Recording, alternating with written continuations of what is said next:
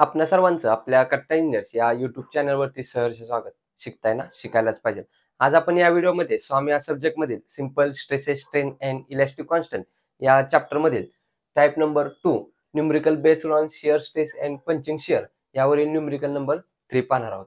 Determine the maximum diameter of hole that can be punch through a plate of 10 mm thickness if punch can withstand a compressive stress of 600 megapascal and ultimate shear strength of 200 megapascal. तर या numerical मध्ये काय काय given दिलंय ते सर्वप्रथम आपण काय करूया, नोट डाऊन करण्याचा प्रयत्न करूया. तर त्यांनी काय सांगितलं आपल्याला, जो काय मॅक्सिमम डायमीटर ऑफ होल आहे तो आपल्याला फाइंड आउट करायला सांगितलेला आहे.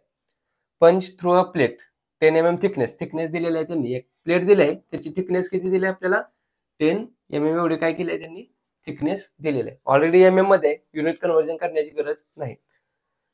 कॉम्प्रेसिव्ह स्ट्रेस त्यांनी दिले. कॉम्प्रेसिव्ह स्ट्रेस कशी करतो, सिग्मा सी ने डिनोट करत असतो. ते किती दिले आपल्याला, 600 मेगापास्कल.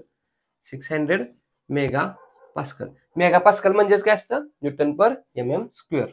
म्हणजेच काय होणार, 600 मेगापास्कल म्हणजेच काय, न्यूटन पर mm स्क्वेअर. म्हणजे याचं सुद्धा युनिट कन्व्हर्जन करण्याची गरज नाही.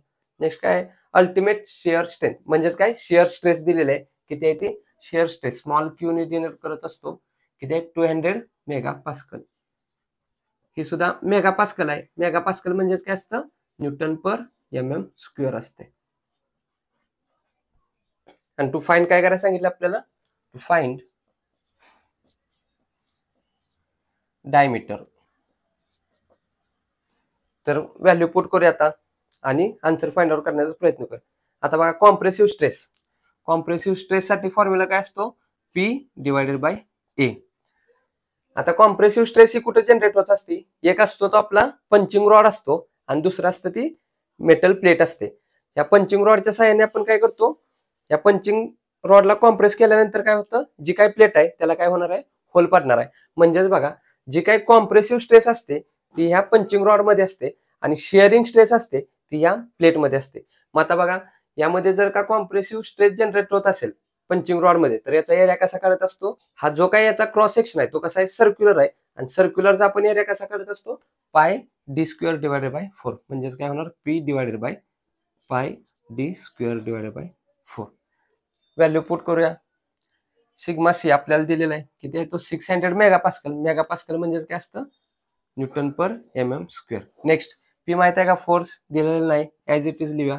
डिवायडेड बाय, आपल्याला यातल्या काय करायचं आहे, डायमीटर फाइंड आउट करायचं आहे. हे सुद्धा ऍज इट इज लिहितं, नोट डाऊन करूया. पाय डी स्क्वेअर डिवायडेड बाय 4.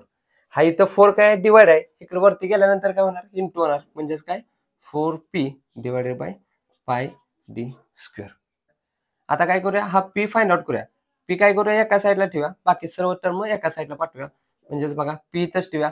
हा काय इकडं डिवाइड आहे, ह्या साईडला आल्यानंतर काय होणार, इंटू होणार. म्हणजेच काय होणार, 600 into pi D square divided bye, हा P ला हा 4 काय आहे, इंटू आहे, इकडच्या साईडला आल्यानंतर काय होणार, डिवाइड होणार. हे काहीतरी इक्वेशन आलं, त्याला काय म्हणूया, इक्वेशन नंबर 1 म्हणूया.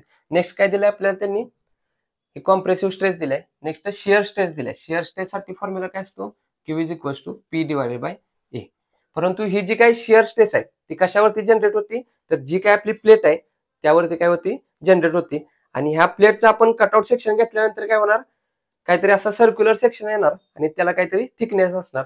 अशा पार्टचा आपण एरिया कसा काढत असतो, पाय D T, perimeter into thickness. म्हणजे काय, याचा एरिया होणार P ऍज इट इज आणि एरिया काय होणार, पाय डी इंटू टी. म्हणजेच सपोज ही अशी काहीतरी प्लेट असणार आहे, या प्लेटला आपण काय करणार, सर्क्युलर कटआउट सेक्शन मारणार.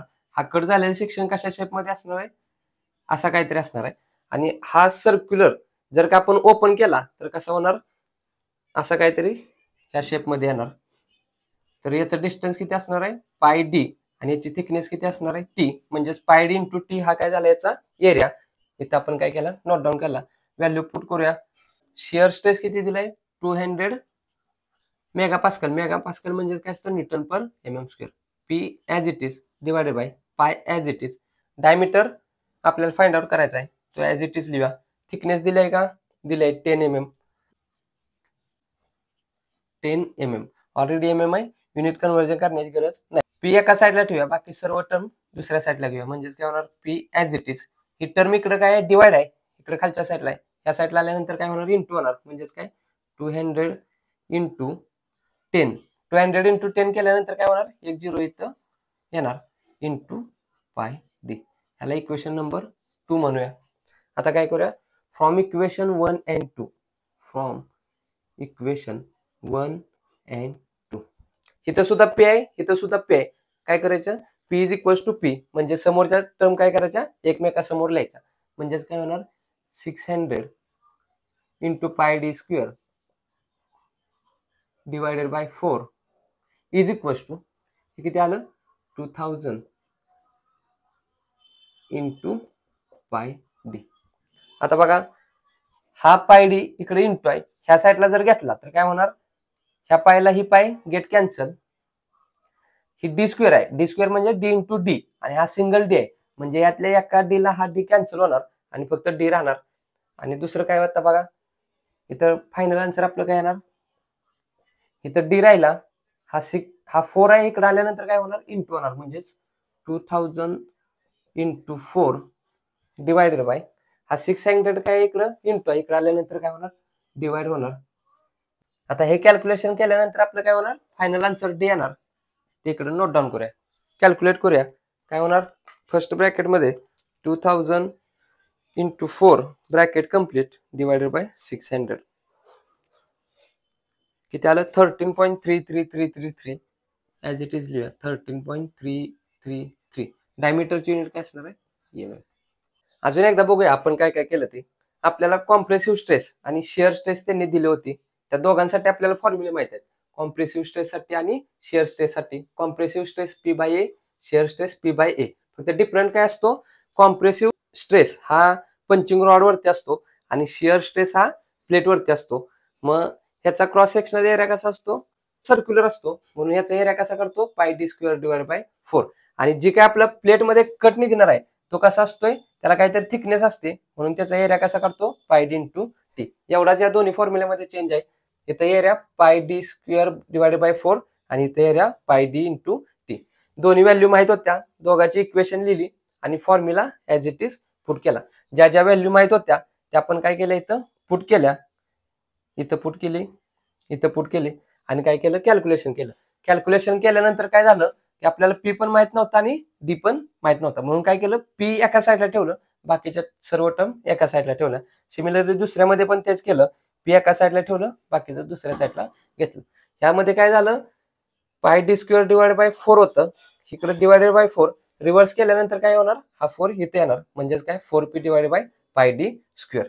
व्हॅल्यू पुट केली तर हा पी एका साईडला ठेवला, हा डिवाइड होता, इकडे काय होणार, इंटू होणार, म्हणून 600 इंटू पाय डी स्क्वेअर.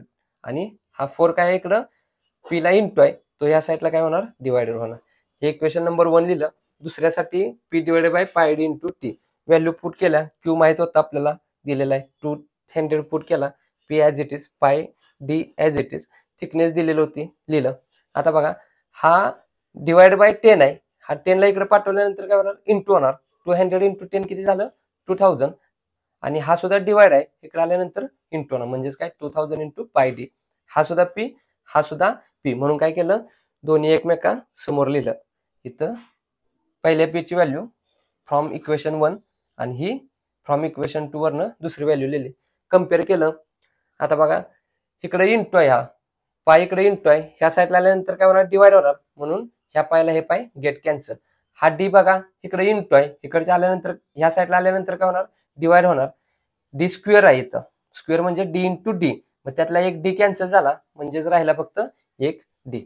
हा डी इथं कॅन्सल झाला, मग आता फक्त इथं डी राहिला, तो इथंच ठेवूया, बाकीच्या सगळ्या टर्म त्या साईडला घेऊया. म्हणजेच काय, हा डिवाइड बाय 4 आहे, इकडे आल्यानंतर काय होणार, इंटू 4 होणार. हे का 2000 इंटू 4. हा 600 काय डी ला इंटू आहे, या साईडला काय होणार, डिवाइड होणार. हे सर्व कॅल्क्युलेशन केलं, 2000 इंटू 4 डिवाइडेड बाय 600, आपलं फायनल आन्सर किती आलं, 13.333.